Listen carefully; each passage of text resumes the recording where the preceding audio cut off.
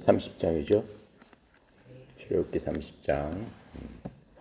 사실 우리가 출애굽기 30장, 31장은 이미 다 공부한 겁니다. 앞에서 계속 나오면서 부분적으로 제단, 그 다음에 그 성소에 들어가는 여러 가지 기구들에 대해서 앞에서 나온 것들 다시 한번 30장 31절에 조금 더 구체적으로 얘기하고 있습니다. 30장 31장은 우리가 이미 다 공부한 거니까 쭉쭉 읽어가면서 그 뜻만 다시 한번 새겨보면서 하도록 하겠습니다. 자, 30장 우리 1절부터 몇 절까지냐? 1절부터 10절까지 같이 살펴보도록 하겠습니다.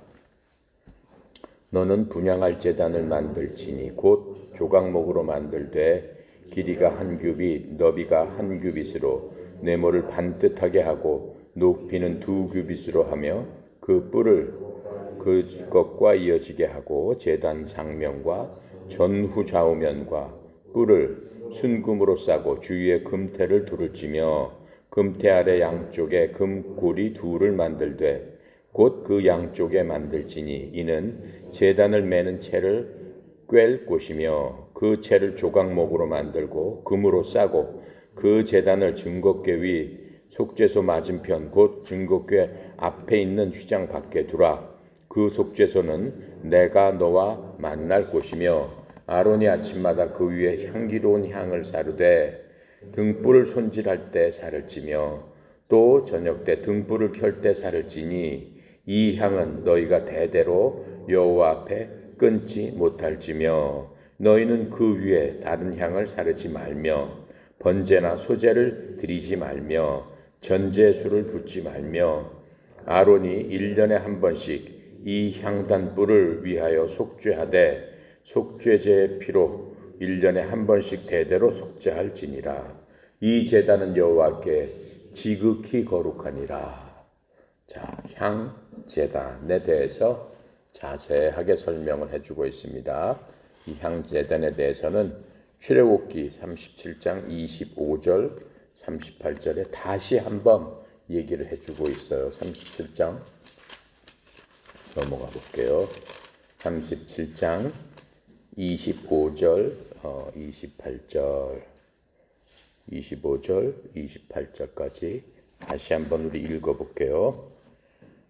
그가 또 조각목으로 분향할 제단을 만들었으니 길이가 한 규빗이요 너비도 한 규빗이라. 네모가 반듯하고 높이는 2규빗이며 그 뿔들이 제단과 연결되었으며 제단 상면과 전후 좌우면에 그 뿔을 순금으로 싸고 주위에 금태를 둘렀고 그 태 아래 양쪽에 금고리 둘을 만들었을 때 곧 그 양쪽에 만들어 제단을 매는 채를 꿰게 하였으며 조각목으로 그 채를 만들어 금으로 쌌으며 거룩한 광유와 향품으로 정결한 향을 만들었으되 향을 만드는 법대로 하였더라 라고 하면서 이제 그 향단 향을 피우는 그 단에 대해서 설명을 하고 있습니다.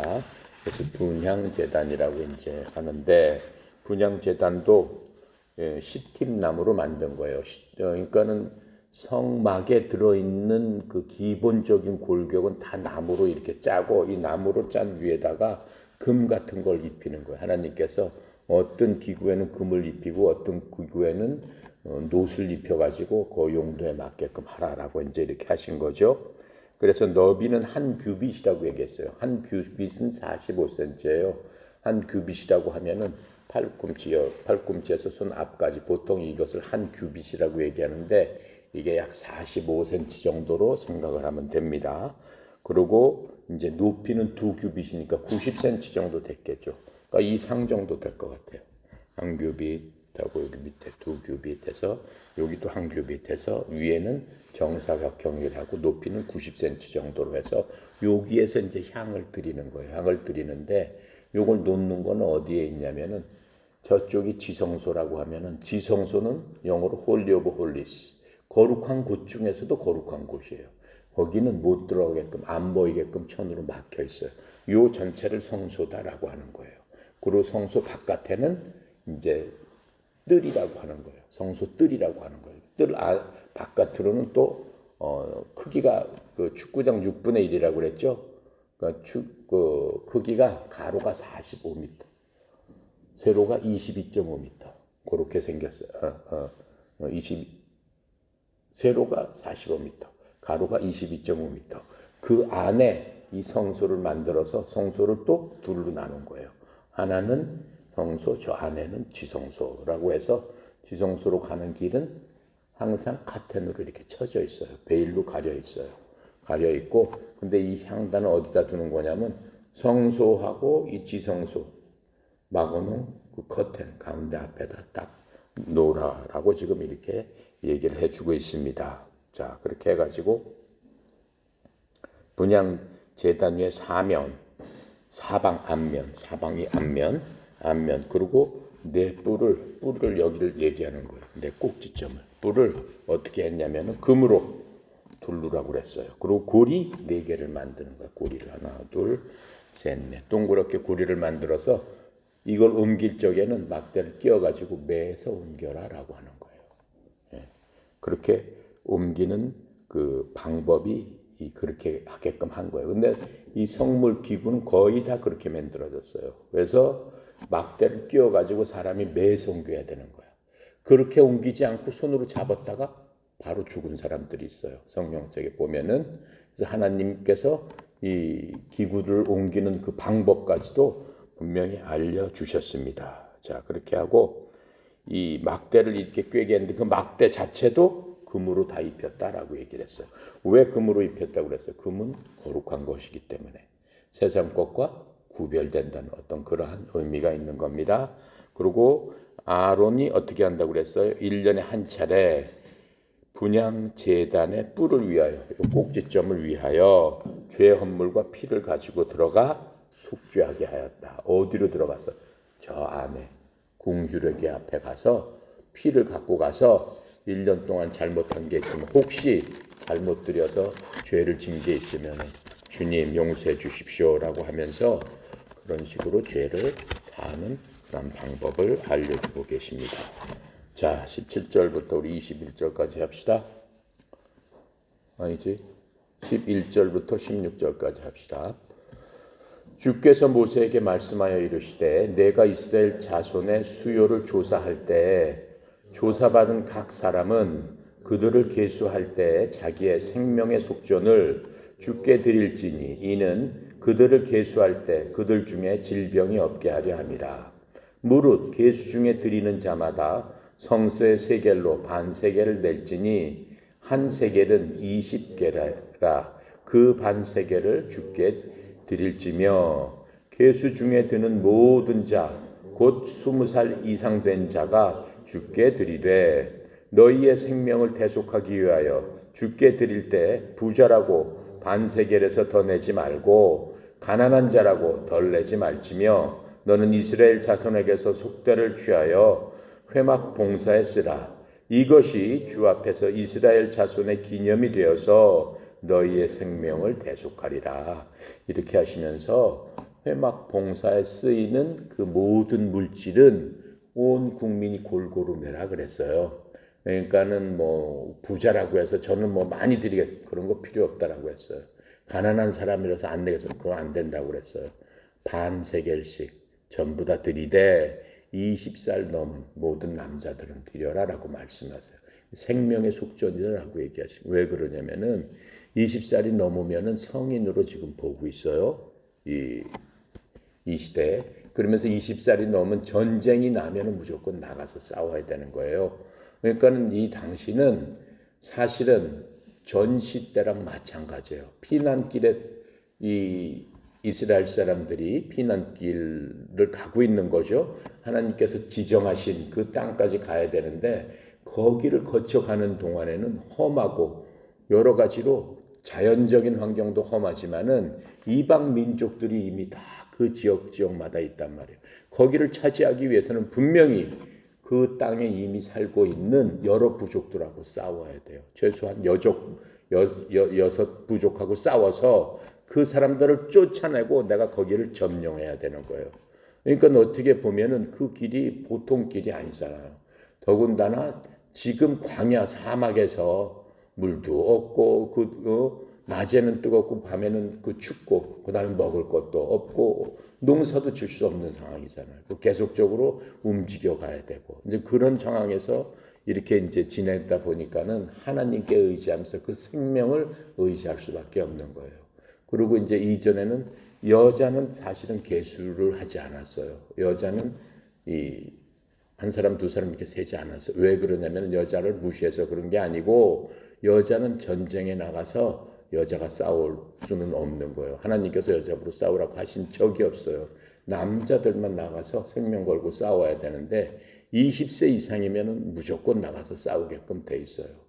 그래서 지금 남자만 인구로서 계수를 하는 겁니다. 그래서 성경이 나와서 인구가 몇 명입니다라고 한 건 여자를 뺀 인구예요. 또 20살 밑에 아이들을 뺀 인구수를 얘기하고 있는 겁니다. 자, 그렇게 하면서 지금 그 모든 회막 봉사에 즉 예배에 들어가는 그 물질은 온 백성이 공평하게 드린 그 물질로 주께 드리면서 그것으로 어떻게 돼? 너희의 생명을 대속하리라 이렇게 말씀하셨어요. 내가 생명을 지켜주리라 이렇게 말씀하고 계신 거예요. 대단한 거죠. 자, 17절부터 21절까지 해보겠습니다. 주께서 모세에게 말씀하여 이르시되 너는 물두멍을 노수로 만들고 그 받침도 노수로 만들어 씻게 하되 그것을 회막과 제단 사이에 두고 그 속에 물을 담으라.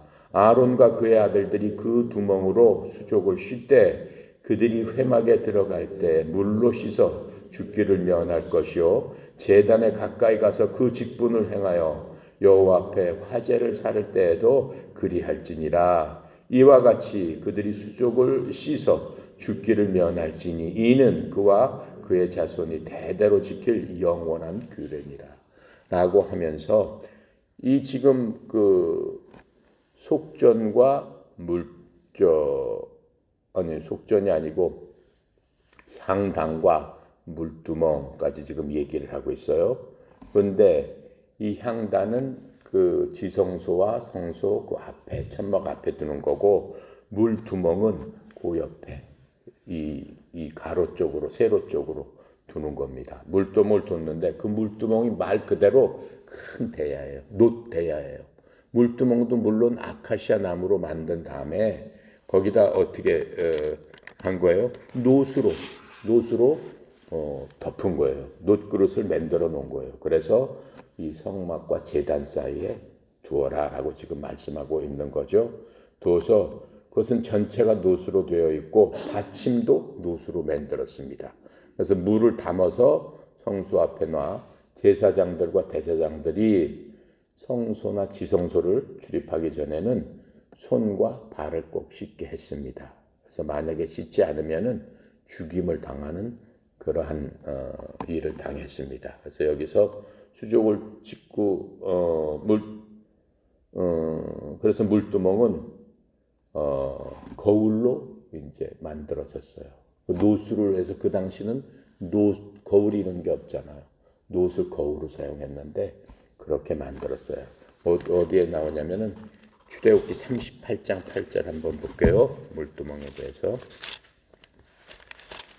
38장 8절에 보니까는 뭐라고 얘기를 하고 있냐면은 물두멍을 만들다 그래가지고 그가 놋으로 물두멍을 만들고 그 받침도 놋으로 하였으니 곧 회막문에서 수종드는 여인들의 거울로 만들었더라. 그러니까 여인들이 거울로 쓰던 놋을 다 갖다가 받쳐가지고 그 거울로 쓰던 놋으로 물두멍을 만들었다라고 지금 만든 방법을 얘기해주고 있습니다. 그래서 물두멍은 그 향 조금 전에 우리가 얘기했던 그 향내 나는 그런 것들은 그 위에 보면은 끊임없이 그 향을 드릴지니라라고 지금 위에 얘기를 했고 그리고 물두멍도 계속 씻어야 된다라고 얘기했습니다. 그렇지 않으면 죽는다라고 했습니다. 그것을 예수 그리스도의 이 모든 것들은 예수 그리스도의 모형이라고 얘기했어요. 특별히 향제단은 뭐냐면은 성경에 보면은 지난번 시간에도 나왔는데 성도들이 드리는 기도다라고 얘기를 하고 있어요. 성도들이 하나님께 바치는 기도, 우리에게 드리는 모든 기도, 그것들이 사라지는 게 아니다라고 얘기하고 있는 거예요. 그것들 하나님께서 받으시는 향제단처럼 향이 하늘로 올라가는 것처럼 우리가 하는 기도도 하나님께서 받으시는 그런 것이다라고 해서 이 향제단은 우리 성도들의 기도를 의미하고 있는 겁니다. 자, 그렇게 하고 이 물두멍이 의미하는 바는 지난번에 얘기한 것처럼 예수님의 보혈을 의미하는 겁니다. 이 물이라는 거는 이 구약 시대 때는 뭐라고 그랬어요? 그림으로 이렇게 보여주는 거라고 그랬어요. 사람들로 하여금 이거는 이거다라고 해서 보여주는 거예요. 근데 그것이 뭐에 대한 비유냐면은 예수님에 대한, 예수 그리스도에 대한 비유였다라고 성경은 얘기하고 있습니다.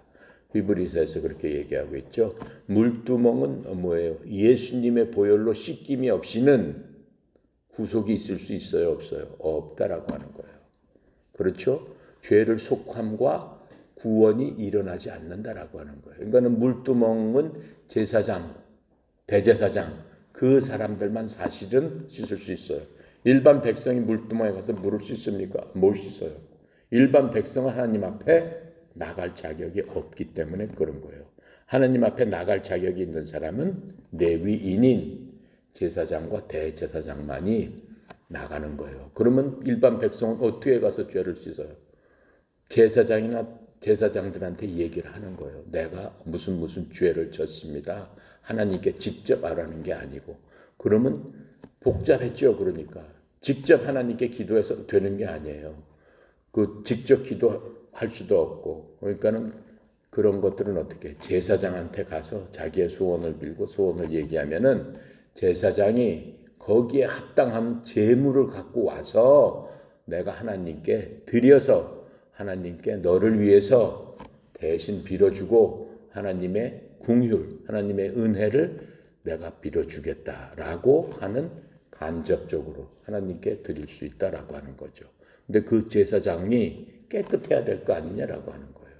하나님 앞에 나가서 다른 사람을 위해서 빌어주고 네 자신 위해서 빌을 적에 네가 죄 없고 깨끗한 그런 몸으로 와서 나한테 드려야 될 거 아니냐라고 계속 말씀을 해주시는 거예요. 그래서 제사장이나 대제사장 꼭 하나님 앞에 나갈 적에는 물두멍에서 손과 발을 씻고 나한테 나와라 말씀하시는 거죠.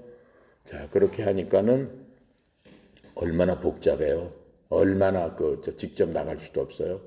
그렇죠? 그러니까는 예수님께서 오셔서 그것들을 어떻게 하셨다? 다 철폐하셨다. 이게 율법이란 말이에요. 이 율법의 제도 이런 것들을 예수님께서 물두멍 이런 것도 다 치워버리셨다.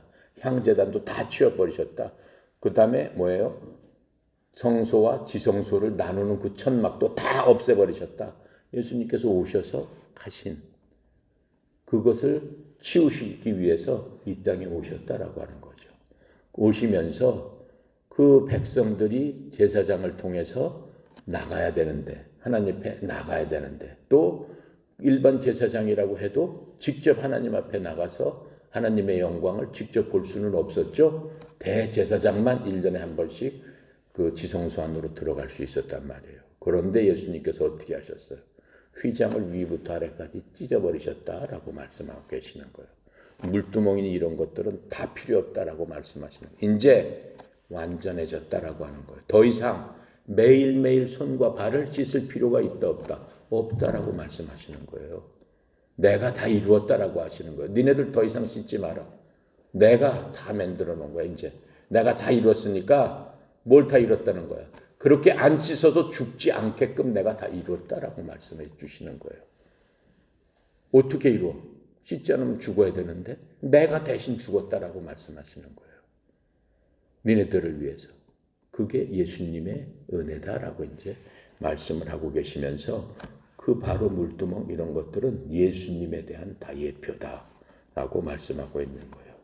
자, 22절부터 33절까지 읽도록 하겠습니다. 주께서 모세에게 또 말씀하여 이르시되 너는 상등 향품을 가지되 액체 모략 500세겔과 그 반수의 향기로운 육개 250세겔과 향기로운 창포 250세겔과 계피 500세겔을 성소의 세겔로 하고 감람기름 한 흰을 가지고 그것으로 거룩한 관유를 만들되 향을 제주하는 법대로 향기름을 만들지니 그것이 거룩한 관유가 될지라. 너는 그것을 회막과 증거교에 바르고 상과 그 모든 기구이며 등잔대와 그 기구와 분향대와 및 번제단과 그 모든 기구와 물두멍과 그 받침에 발라 그것들을 지극히 거룩한 것으로 구별하라. 이것을 접촉하는 것은 모두 거룩하리라. 너는 아론과 그의 아들들에게 기름을 발라 그들을 거룩하게 하고 그들을 내게 제사장 직분을 행하게 하고 이스라엘 자손에게 말하여 이르기를 이것은 너희 대대로 내게 거룩한 관유니 사람의 몸에서 붙지 말며 이 방법대로 이와 같은 것을 만들지 말라. 이는 거룩하니 너희는 거룩히 여기라. 이와 같은 것을 만드는 모든 자와 이것을 타인에게 붓는 모든 자는 그 백성 중에서 끊어지리라 하라. 그러면서 향제단에서 향불을 태우는데 그 향을 만드는 법을 하나님께서 말씀하시는데 주로 이제 쓰이는 거는 감람나무의 기름이었습니다. 거기를 갖고 우리가 지금 읽어본 대로 이런 여러 가지를 혼합해 가지고 아로마를 만드는 거예요. 그래서 아로마는 누구만 사용하는 거냐면 주님께만 드릴 수 있는 거예요. 인간한테 바르는 거는 안 된다라고 말씀하시는 거예요. 왜 바르면 안 되는 거? 아로마 자체는 거룩한 거다. 그러니까는 인간이 거룩할 수 없다. 거룩한 자에게 그 기름을 바를 수 없다라고 얘기하는 거죠. 대신 누구한테 바르라고 그랬어요? 아론과 그의 아들들에게 기름을 발라. 기름을 바르면 그들이 거룩하게 된다라고 되는 거죠. 그래서 그들이 왜? 하나님의 제사장 직분을 행해야 되기 때문에 그들에게는 발라줘라라고 했어요. 그것을 기름 부음을 받는다라고 얘기하는 거예요. 성경에 보면은 하나님께서 이 대제사장 제사장들한테 그 직분을 행하도록 하기 위해서 기름을 부어서 그 머리에 기름을 부어서 제사장이다라고 임명하는 그 것들을 그림으로 보여주는 거예요. 우리한테. 그럼 옛날에 제사장을 할 적에는 꿇어뜨려라라고 해가지고 머리 위에다 기름을 딱 부으면 우리가 봤죠. 아담의 머리에서부터 수염으로부터 기름이 흘러내려서 그 옷에 다 흘러내렸습니다. 옷에 12지파로 된 그 패를 가슴에 달고 있는 거기까지 흘러내려서 옷깃까지 흘러내린 것들을 보면서 하나님을 찬양하는 시편을 봤어요. 다윗이. 그렇죠? 다윗은 정말 하나님의 사람이죠. 다윗이 아론이 그렇게 했을 때 500년 후에 태어난 사람인데 500년 전의 일을 어저께 본 것처럼 눈앞에 보는 것처럼 생생하게 이 출애굽기보다 더 생생하게 시편에서 적고 있는 걸 볼 수 있습니다. 자, 그러면서 이렇게 기름을 부게 해서 하나님의 구약에서는 하나님의 영을 그 사람한테 부어줄 적에는 그렇게 했습니다. 하나님의 영을 부어준다는 얘기는 그 사람에게 능력을 하나님께서 부어주시는 거예요. 그래서 그 능력, 하나님의 권능, 그런 힘을 부어주는 사람이 세 종류의 사람이 있다고 그랬죠. 첫 번째는 이렇게 제사장들, 하나님의 일을 해야 되기 때문에. 두 번째는 하나님의 말씀을 전하는 선지자들. 선지자는 대언자라고 얘기합니다. 예언자가 아니에요. 프로핏 해가지고 영어로는 프로핏인데 프로핏이 예언하다 대언하다라는 말이 있는데 예언자라고 하면 안 되는 겁니다. 본인이 자기 생각대로 이렇게 예언하는 게 아니에요. 하나님의 말씀을 받아서 그 말 그대로 전하는 거니까 대언자가 맞는 거예요. 그래서 대언자들. 그 다음에 누구죠? 왕. 이스라엘의 왕이 될 사람들은 하나님께서 지정해가지고 꼭 기름을 부어라라고 했어요. 누구한테? 누구를 통해서? 대언자들을 통해서. 다윗도 그랬고 솔로몬도 그랬고 모든 왕들이 기름 부음을 받았습니다. 그런데 지금에 와서는 그 기름 부음을 여러분이나 나도 받았습니까? 받았죠. 기름 부음을 받은 사람들이에요. 뭘로 받았어요? 우리가 구속받는 순간에 주님께서 우리에게 이러한 그림으로 보여줬던 것처럼 니네들한테도 내가 기름 부음을 준다라고 하면서 선물로 주신 거예요. 선물로 뭘 주셨냐면은 구속받는 순간 뭐가 되는 거예요? 하나님의 백성이 되는 거예요. 이스라엘 백성처럼. 그리고 하나님의 백성뿐만 아니라 이스라엘 백성이 얻지 못했던 게 있어요. 하나님의 아들, 딸이 되는 그 권세를 주신 거예요. 권세를 주셔서 또 이스라엘 백성은 얻지 못한 게 우리가 갖고 있는 게 있어요. 아론을 대제사장이라고 그랬잖아요. 그 아들들을 제사장이라고 그랬잖아요. 우리를 왕가의 제사장으로 삼아주겠다라고 하셨어요. 그러니까는 여러분이나 나나 제사장 직분을 갖고 있는 거예요. 제사장 직분이 뭐예요? 아론 아들들 했던 그런 것들을 우리 보러 이 땅에서 행해라라고 하면서 선물로 구속받는 순간에 기름을 부어주셨다라고 하는 거예요. 그 기름의 실체는 뭡니까? 우리가 받은 기름의 실체는 지금 아론이 받은 기름의 실체는 얘기를 하고 있잖아요. 기름은 뭘로 만들어라 라고 한 게 기름의 실체예요. 근데 우리가 받은 기름의 실체는 그런 것이 아니고 그것보다 더 귀한 걸로 우리한테는 주셨는데 그게 바로 성령님이다라고 하는 거예요. 그러니까 성령님께서 우리를 잡아다가 구속하는 순간에 성령님 안에 푹 담겼다라고 얘기하는 거예요. 그것을 뭐라고 그래? 성령 침례다라고 얘기하는 거예요. 성령 세례를 받았다라고 얘기하는 거예요. 그래서 우리는 성령으로서 기름 부음 받은 자들이다 라고 얘기를 하고 있는 겁니다. 자, 34절부터 38절까지 해봅시다. 주께서 모세에게 이르시되 너는 소합향과 나감향과 풍자향과 향품을 가져다가 그 향품을 유향에 섞되 각기 같은 분량으로 하고 그것으로 향을 만들되 향 만드는 법대로 그것 만들고 그것에 소금을 쳐서 성결하게 하고 그 향 얼마를 곱게 찌어 내가 너와 만날 회막 안 증거궤 앞에 두라. 이 향은 너희에게 지극히 거룩하니라. 내가 여호와를 위하여 만들 향은 거룩한 것이니 너희를 위하여는 그 방법대로 만들지 말라. 냄새를 맡으려고 이 같은 것을 만드는 모든 자는 그 백성 중에서 끊어지리라 라고 하시면서 어떻게 하나님께서 증거궤 앞에 두라라고 말씀하고 계십니다. 그래서 이 향은 지극히 거룩한 것이다 라고 말씀을 하고 계세요. 그래서 제사장들은 대제사장이 글로 들어갈 적에 향로를 들고 들어간다고 그랬어요. 그래서 향로가 연기나는 그런 향로로 그 하나님의 영광의 자리 증거궤 앞에 갈 적에는 대제사장이 이렇게 옷을 입고 이 향불을 펴서 향내가 나도록 해서 들어갑니다. 그 들어가면은 연기가 나게 하는 이유는 하나님의 영광을 직접 보지 않기 위해서 그렇게 향내를 풍기고 들어가는 그런 것들을 우리가 볼 수 있습니다. 자, 31장 하겠습니다. 이제는 회막 기구인데 이것도 이미 다 공부한 겁니다. 주께서 모세에게 말씀하여 이르시되 내가 유다 지파 홀의 손자요 우리의 아들인 브살레를 지명하여 부르고 하나님의 영이 그에게 충만하게 하여 지혜와 총명과 지식과 여러 가지 재주로 정교한 일을 연구하여 금과 은과 노수로 만들게 하고 보석을 깎아 물리며 여러 가지 기술로 나무를 새게 만들게 하리라.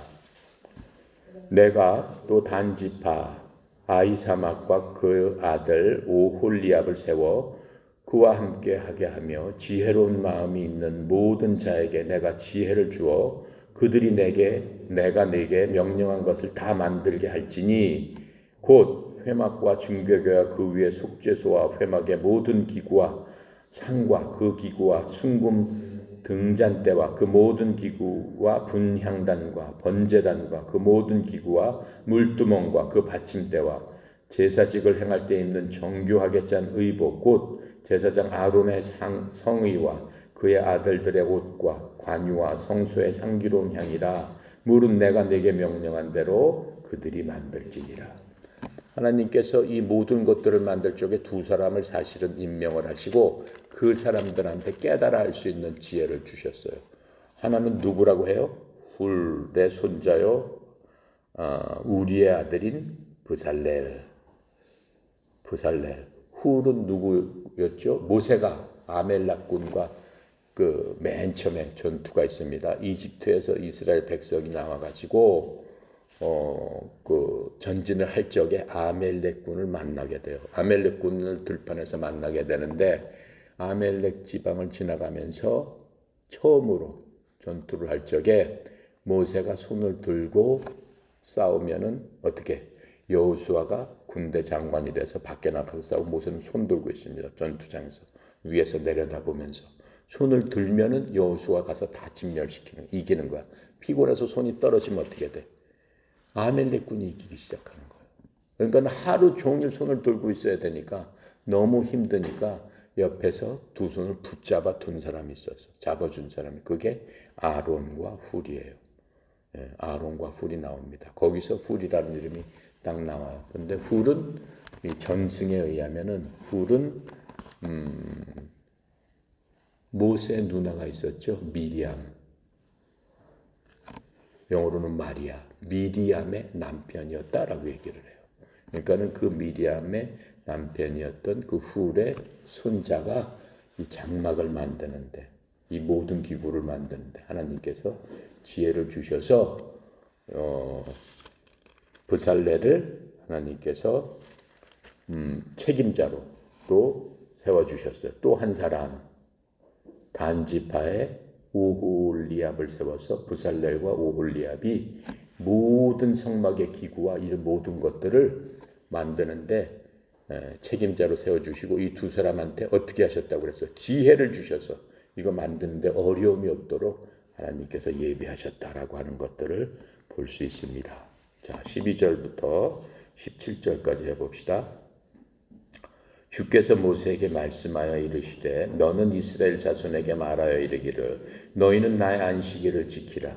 이는 나와 너희 사이에 너희 대대의 표징이니 나는 너희를 거룩하게 하는 주인 줄 너희가 알게 함이라. 너희는 안식일을 지킬지니 이는 너희에게 거룩한 날이 됨이니라. 그 날을 더럽히는 자는 모두 죽일지며 그 날에 일하는 자는 모두 그 백성 중에서 그 생명이 끊어지리라. 엿새 동안은 일할 것이나 일곱째 날은 큰 안식일이니 주께 거룩한 것이라. 안식일 일하는 자는 누구든지 반드시 죽일지니라.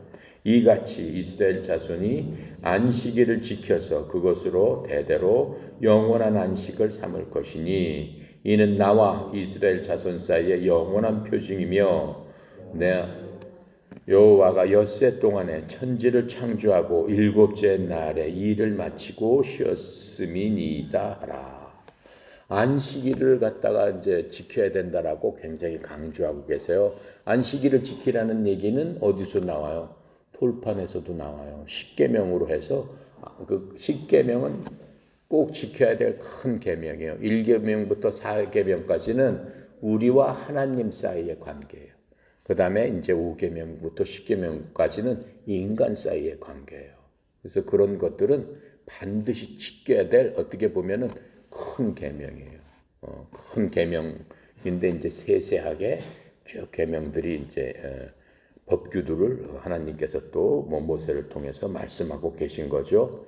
안식일의 유래는 뭡니까? 우리가 창세기에서 배웠듯이 하나님께서 처음에 하늘과 땅을 만드시고 첫째 날에 빛을 만드시고 그 다음에 세상 우주 만물을 만드시고 인간을 만드시고 모든 동물, 식물, 모든 것들, 달과 별 이 모든 것들을 만드셨는데 다 만드시면서 마지막 다 만드시니까 엿새가 됐어요. 그래서 엿새 동안 다 만드시고 마지막 날에는 내가 쉬겠다라고 하신 거예요. 실제로 하나님께서 쉬세요? 그런 건 아니에요. 하지만 상징적으로 말씀을 해주시는 거예요. 여섯 동안이라고 하루는 쉬어라. 니네 인간들도 그렇게 해야 된다라고 하는 거예요. 그게 하나님의 원리예요. 그러니까 사람들이 7일까지 일할 수 없다라고 하는 거예요. 7일까지 일하면 어떻게 되겠어? 고장 나는 거예요. 그건 하나님의 법칙에 어긋나는 거예요. 그래서 어떻게 안식일은 편히 쉬고 하나님의 창조 세계를 생각해라. 그냥 누워서 뭐 놀고 먹고 자고, 물론 그것도 편안하게 하는 거죠. 육신을 편안하게 하지만 쉰다는 의미는 그냥 뭐 맹놓고 쉬라는 의미가 아니고 하나님께서 6일간 창조하신 것들을 우리가 생각을 해보면서 하나님의 거룩하심, 하나님의 위대하심, 하나님의 전지전능하심, 그 모든 것들을 마음속으로 깊이 생각하고 찬양하고 하나님이 진정한 하나님이시구나. 하나님이 진정한 창조주시구나. 나는 하나님께서 만드신 창조물이구나. 피조물이구나. 그런데 하나님께서 나를 온 세상 우주 만물보다 더 귀하게 기쁘게 여겨주시는 그게 나구나 라고 하면서 하나님으로 인해서 기뻐하며 하나님의 그 창조의 영광을 찬양해라. 이렇게 하신 거예요. 그게 일곱째 날 우리가 해야 될 마땅한 안식이다 라고 하나님은 말씀해 주고 계시는 겁니다. 그러면서 이 안식은 니네들이 대대로 지켜야 된다라고 얘기했죠. 그래서 구약에서는 이것을 안식일이라고 합니다. 안식일은 우리나라 요일로 따지면 무슨 요일이에요?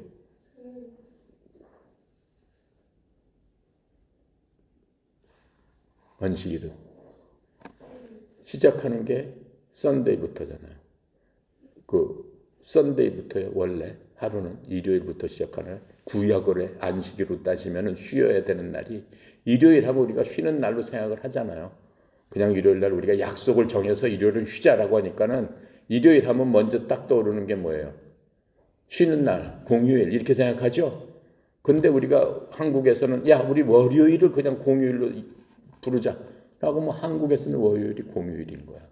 그러니까 그게 무슨 뭐 하나님께서 일요일을 공휴일이다 이렇게 만들어 놓으신 거 아니에요. 하나님께서 맨 처음에 만드신 거는 토요일이 공휴일이다 라고 만들어 놓으신 거예요. 왜 그래? 주의 시작은 일요일부터 시작하는 거기 때문에 엿새 동안 일했으니까 일월화수목 금까지라고 토요일 날 쉬셨다라고 하는 거예요. 그러니까는 구약에서 안식일은 요일로 따지면은 토요일이죠. 안식교는 그래서 지금도 언제 쉬는 거예요? 토요일 날 쉬는 거예요. 그래서 안식교, 제칠 안식교라고 있잖아요. 제칠 안식교는 구약의 율법을 믿는 거예요. 예수님의 그 하나님이심을 믿지 않아요. 구약에서는. 제칠 안식교는. 그래서 이 사람들은 다 토요일 날이 쉬는 거예요. 절대적으로 쉬어야 되는 거예요. 그리고 이스라엘 사람들은 쉰다는 의미에 대해서 굉장히 많이 연구를 했어요. 쉰다는 게 도대체 어떻게 하는 게 쉬는 거냐, 어디까지 하는 게 쉬는 거냐. 그러면은 그 안식일 날은 할 수 있는 것과 못하는 것도 60몇 가지나 돼요. 안식일 하나만 갖고. 예를 들어서 걸어가는 것도 일하는 거 아니냐. 그러니까 걸어가는 것도 한 100m를 걸어가야 되냐, 200m까지 걸어야 돼. 몇 미터까지 걸어가면은 이게 하나님의 율법을 지키는 걸까 해서 그걸 엄청 연구를 했어요. 그리고 그렇다면 또 안식일 날 밥을 해 먹어야 돼요? 안 해야 돼 먹느냐? 찌개 끓이고 밥하는 것도 일이에요, 아니에요? 어떤 사람은 그게 무슨 일이냐라고 할 수 있고 어떤 사람은 그건 일 아니지 않냐, 먹고 살아야 된다 이렇게 얘기할 수도 있어요. 그렇죠? 근데 그 율법에 의하면 밥을 끓이면 안 돼요. 불을 피우면 안 돼. 그거 자체가 일이다라고 해서 먹을 것을 그 전날 다 해놔야 돼. 그렇게 하고 그 안식일 날 어디 뭐 놀러 가고 안 되는 거야. 그건 큰 일이야. 안 돼. 그러니까는 안식일을 잘못 지키면 어떻게 한다고 그랬어요? 죽어야 된다라고 했기 때문에 사실은 이게 굉장히 안식일 지키는 게 오히려 나중에는 뭐가 돼버렸어요? 짐이 돼버렸단 말이에요. 이스라엘 사람들은. 이거는 율법 학자들, 바리새인은 거룩한 사람이라는 뜻이잖아요. 율법 학자들, 서기관들, 이 성경을 연구하는 사람들. 이 사람들이 너무 세분화시켜가지고 너무 많이 만들어놔가지고 이걸 지키려다 보니까 백성들이 어떻게 돼? 이건 안식이 아니고 노이로제가 걸리겠고 너무 마음에 어깨에 침이 무거워진 거예요. 그래서 예수님께서 오시면 뭐라고 그래요? 예수님께서 안식일 날 제자들과 같이 걸어가시면서 이 보리싹 같은 거 이렇게 뜯어서 드시니까 뭐라고 그래요? 왜 안식일 날 어떻게 한다고 그래? 안식일 날을 지키지 않습니까? 당신은. 당신과 제자들은 왜 안식일 날에 안식을 지키지 않습니까? 그거 뜯어먹으면 안 되는 거거든. 뜯어먹는 게 뭐야? 일이다라고 얘기하는 거예요. 그러니까 뭘 해서 먹으면 안 되는 거야. 생 걸로 먹으면 안 되는 거야. 미리 해놓은 걸 먹어야 되는 거야. 그렇죠? 그리고 안식일 날, 왜 병자를 고칩니까? 안식일 날 회당에 들어가셔서 그 예수님께서 어떻게 하셨어요? 병자들을 고쳐주셨잖아. 그랬더니 왜 안식일 날 그런 짓을 하십니까?